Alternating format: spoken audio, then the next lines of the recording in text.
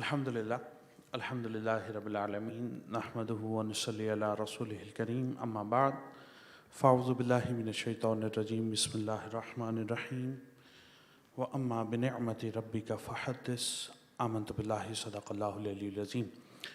اللہ رب العزت کی خصوصی توفیق کی بدولت ہم اور آپ دین اسلام سے متعلقہ کچھ امور کو سیکھنے کے لیے اور سکھانے کے لیے اور حضور علیہ صلاۃ والسلام کی آمد مبارکہ کے حوالے سے جشن میلاد النبی صلی اللہ علیہ وسلم کو منانے کے لیے اور محسن انسانیت کانفرنس کو اٹینڈ کرنے کے لیے آج ادھر اکٹھے ہوئے ہیں۔ اللہ رب العزت سے دعا گو ہوں ہم تمام کا یہاں آنا، بیٹھنا، کلام کرنا، کلام سننا اللہ اپنی بارگاہ میں قبول و مقبول فرمائے۔ ایک پوائنٹ ابتدا کے اندر بھی اٹھایا گیا تھا کہ جب ریلیجیس کوئی محفل اس طرح سے سیلیبریٹ کی جاتی ہے یا منائی جاتی ہے تو بہت کم لوگ آتے ہیں، and that was the point what we discussed in the last meeting as well کہ ہم کوئی اس قسم کا محفل یہاں پہ میلاد کی کرتے ہیں یا ذکر کا حلقہ کرتے ہیں تو بہت تھوڑے لوگ ہوتے ہیں، لیکن اگر اسی آرٹس کونسل کے اندر کوئی اور ڈرامہ ہوتا ہے، اسٹیج شو ہوتا ہے تو سینکڑوں لوگ اکٹھے ہو جاتے ہیں اور بعض اوقات سٹنگ کی جگہ جو ہے وہ بھی تنگ ہو جاتی ہے۔ ایسا کیوں ہے؟ حضرت خواجہ حسن بصری رحمۃ اللہ تعالیٰ علیہ اپنے وقت کے مشہور تابعی ہیں، اور یہ وہ تابعی ہیں جنہوں نے 60 صحابہ کرام کی جاگتی آنکھوں سے زیارت فرمائی ہے۔ وہ حسن بصری رحمۃ اللہ تعالیٰ علیہ آپ تشریف فرما تھے، ایک شخص آیا، اس نے کہا حسن بصری میں نے دیکھا ہے ناچ گانے کی محفل ہو، بے حیائی، بغیرتی یا کسی لغو معاملے کی محفل ہو، سینکڑوں لوگ اکٹھے ہو جاتے ہیں، لیکن جب بات آتی ہے اللہ کے ذکر کی، جب بات آتی ہے رسول اللہ صلی اللہ علیہ وسلم کے ذکر کی تو فقط چند لوگ بیٹھے ہوئے اللہ اس کا رسول کا ذکر کر رہے ہوتے ہیں۔ ایسا کیوں ہے؟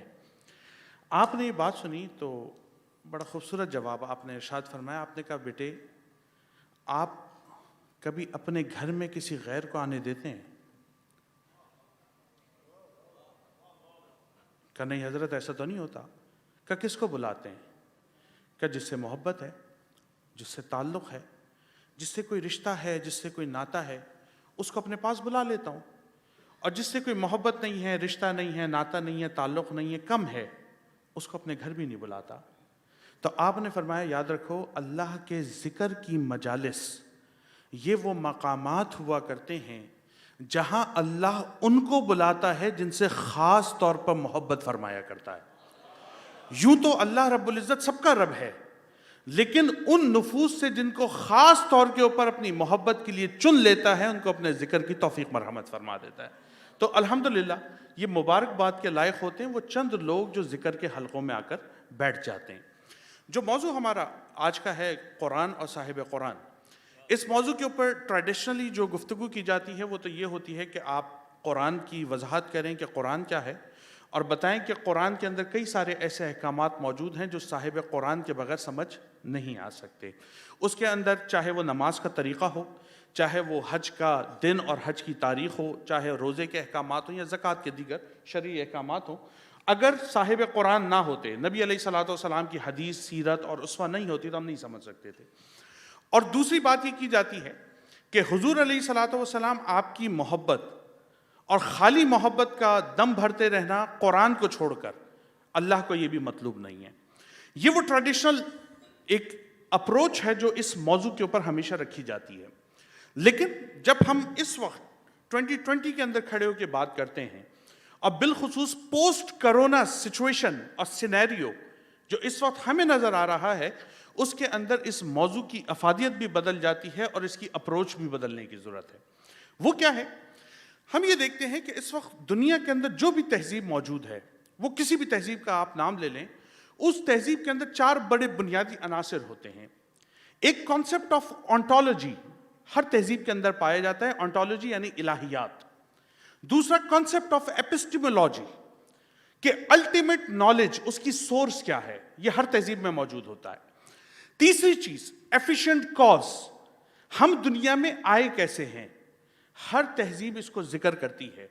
اور چوتھی بات what is the final purpose, ہم دنیا میں آئے کیوں ہیں، کیسے آئے اینڈ دین کیوں آئے۔ ہر تہذیب اس کے اوپر گفتگو کرتی ہے، اس کا انداز جدا ہو سکتا ہے، اس کی فکریات الگ ہو سکتی ہیں, اس کی جزیات الگ ہو سکتی ہیں, لیکن ان چاروں ایشوز کے اوپر ہر تہذیب بات ضرور کرتی ہے. ہمارا جو موضوع ہے اس کے اندر قرآن اور صاحب قرآن, اس کے اندر جو اس وقت ہم گفتگو کے اندر اپنی بات کو ڈسکس کرنا چاہتے ہیں وہ ہمارا ہے کانسیپٹ آف ایپسٹیمولوجی. ایپسٹیمولوجی اس وقت جس جدیدیت کا مجھے اور آپ کو سامنا ہے, جس انلائٹمنٹ اور جس روشن خیالی اور ماڈرنزم کا مجھے اور آپ کو سامنا ہے, اس کی ایپسٹیم گریک ورڈ ہے جس کے معنی نالج کے, اس کی ایپسٹیم ہمیں یہ بتاتی ہے کہ ہر وہ شے جو مشاہدے اور تجربے سے بالا تر ہو وہ ڈسکس نہیں کی جائے گی, وہ وجود میں نہیں ہوتی. یعنی مغیبات جو غائب ہے وہ ڈسکشن میں نہیں آئے گا, اور جو چیز تجربے اور مشاہدے سے ثابت ہوگی that is gonna be discussed. Why? کیونکہ اس کو 5 senses فیل کرتے ہیں. آپ کے ہاتھ, ناک, کان, یہ سب چیزیں اس کو محسوس کر رہی ہوتی ہیں, اور تجربہ اور مشاہدہ یہ بتا رہا ہوتا ہے کہ یہ چیز حق ہے, جس کو اب اگر میں بڑے ہی سادے لفظ میں سمجھا دوں تو آج کے دور میں سائنس کہا جاتا ہے, کہ سائنس ہمیشہ بات کرے گی تجربے پر اور مشاہدے پر, اور جو چیز مغیبات میں سے ہے, چھپی ہوئی ہے, سائنس اس کو ڈیل نہیں کرتی, اس کو ڈسکس نہیں کرتی. لیکن آن دا ادر ہینڈ جب ہم اسلام کی بات کرتے ہیں, یہ بیسک ڈفرنس ہے جو مجھے اور آپ کو سمجھنے کی ضرورت ہے. جو پرابلمس آ رہی ہیں وہ اس لیے آ رہی ہیں کہ ہم بیسک کے اوپر بات نہیں کر رہے, ہم درخت کی شاخوں کی اصلاح کی بات کر رہے ہیں, روٹ کاز پہ نہیں جا رہے ہیں. روٹ کاز یہ ہے کہ اسلامک ایپسٹیم ہم کو یہ بتاتی ہے کہ الٹیمیٹ اتھارٹی وہ اللہ کی جانب سے نازل شدہ کتاب ہے اور وحی الہی ہے. فیصلہ جو ہوگا خیر اور شر کا, صحیح اور غلط کا, وہ فیصلہ میں اور آپ اور میری اور آپ کی طرح کا انسان نہیں کرے گا. وہ فیصلہ کرے گا اللہ کا کلام, اللہ کا قرآن اور صاحب قرآن.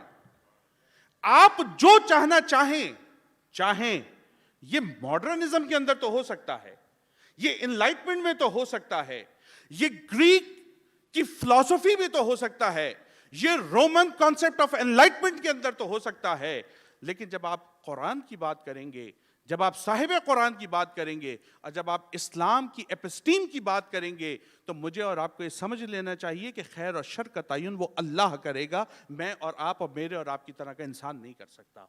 اسی لیے بحیثیت مسلمان کے جب ہم بات کرتے ہیں, اور اس پوسٹ سینیریو جو اس وقت چل رہا ہے, کرونا کا جو سینیریو چل رہا ہے, اس کے اندر آپ کو پتہ ہے باقاعدہ پلاننگ کے ذریعے, ابھی بھی اسٹیفن ہاکنگ کا نام لیا گیا, باقاعدہ پلاننگ کے ذریعے جو بات لوگوں میں فلوٹ کی گئی وہ یہ کی گئی کہ مذاہب تو سارے ختم ہو گئے. آپ دیکھ لیں مساجد بند کر دی گئی, آپ دیکھ لیں خانہ کعبہ بند کر دیا گیا, آپ دیکھ لیں چرچز بند کر دیے گئے, آپ دیکھ لیں ٹیمپلز کو بند کر دیا گیا, آپ دیکھ لیں گردوارے ختم کر دیے گئے, آپ دیکھ لیں تمام کے تمام وہ عبادت گاہیں جو کسی بھی مذہب کی تھیں وہ بند ہو گئی. اس کا مطلب ہے ڈومیننس اب کس کی ہو گئی؟ سائنس کی. کیونکہ سائنٹسٹ ڈیسائیڈ کرے گا, ایک ڈاکٹر ڈیسائیڈ کرے گا کہ کرونا کا علاج کیا ہے, اور اس بات کو پلاننگ کے ذریعے پورے میڈیا کے اندر عام کیا گیا, لوگوں کو بتایا گیا اور بار بار دکھایا گیا, دیکھو خانہ کعبہ میں سناٹا ہے, دیکھو مسجد نبوی میں سناٹا ہے, دیکھو تم کہتے تھے یہاں سے نور بڑھتا ہے, یہاں سے شفا ملتی ہے, دیکھو سب سناٹا ہے. ڈیسائیڈ کون کرے گا جی؟ ڈاکٹرز کریں گے, سائنٹسٹ کریں گے. To be very frank and to be very sincere, it is a point to understand کہ اس وقت بنیادی بات یہ ہے کہ ہمیں یہ سمجھ لینا چاہیے کہ سائنس انسانی جسم کے اندر جو 2 چیزیں ہیں, ایک ہے جسم, گوشت پوست ہڈیاں, اور ایک ہے روح. وہ اس جسم کی تو تمام ضروریات کو بے شک پورا کر سکتی ہے, لیکن جو انسان کے اندر روح موجود ہے سائنس اس کو ڈیل بھی نہیں کر سکتی, سائنس اس کو ڈیل بھی نہیں کر سکتی. یوں تو بڑا ناز ہے ریاضی پہ آپ کو, یوں تو بڑا ناز ہے ریاضی پہ آپ کو, طولے شب فراق ذرا ناپ دیجئے.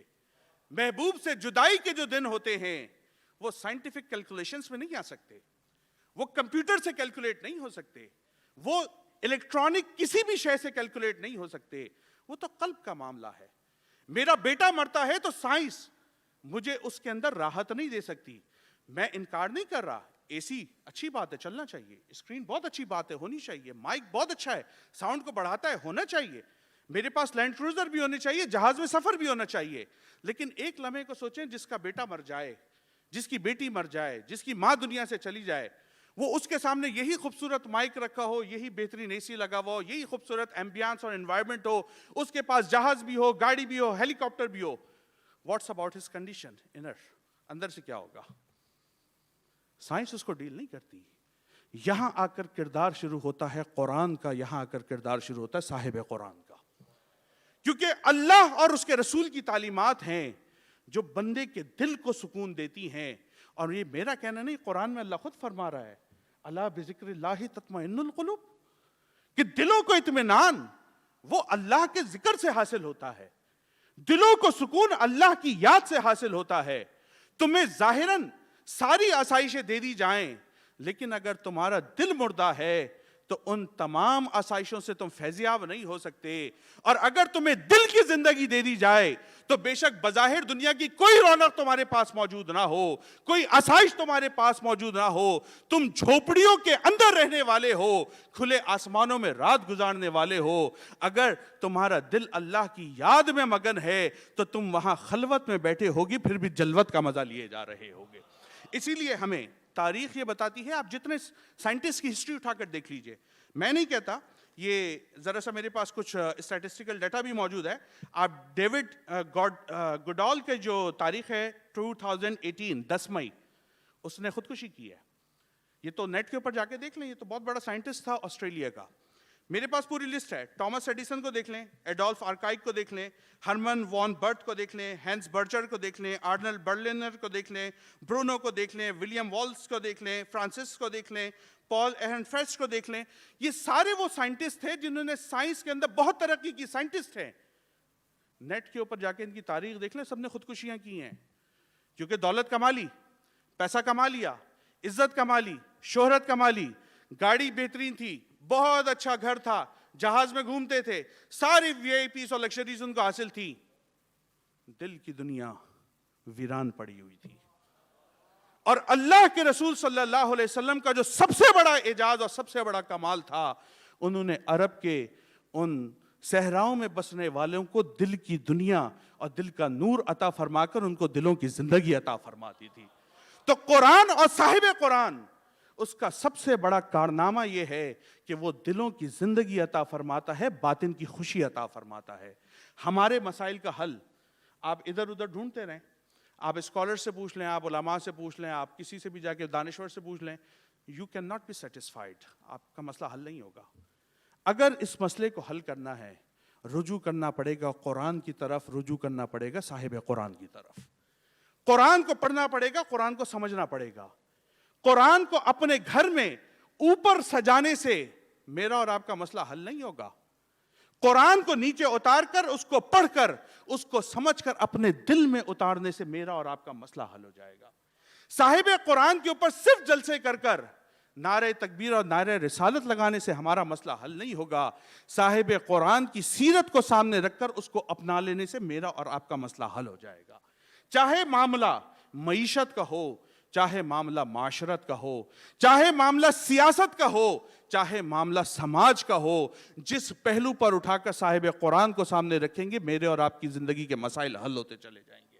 اور جیسے ہی ہم صاحب قرآن سے ہٹ کر اور قرآن سے ہٹ کر اپنے لیے کوئی آئیڈیل چننے کی کوشش کریں گے, وہیں سے اختلاف پیدا ہو جائے گا, وہیں سے نزاع پیدا ہو جائے گی, وہیں سے تضاد پیدا ہو جائے گا, اور وہیں سے امت کا شرازہ بکھرنا شروع ہو جائے گا, جس طرح آج ہو رہا ہے. ضرورت اس امر کی ہے بیک ٹو دا قرآن, قرآن کی طرف لوٹیں. ضرورت اس امر کی ہے صاحب قرآن کی طرف لوٹیں, ان کے میسج کو سمجھیں, ان کی فکر کو سمجھیں, ان کی تعلیمات کو سمجھیں, اور نہ صرف سمجھیں بلکہ اپنی زندگی میں جگہ دیں. انشاءاللہ تبارک و تعالی یہ جتنے مسئلے ہیں وہ حل بھی ہوتے چلے جائیں گے, اور اللہ رب العزت مجھے اور آپ کو دل کا سکون بھی عطا فرما دے گا. اللہ رب العزت ہم تمام کو اپنا تعلق قرآن اور صاحب قرآن سے جوڑنے کی توفیق مرحمت فرمائے. وما علیہ الا البلاغ. سبحان اللہ, سبحان اللہ.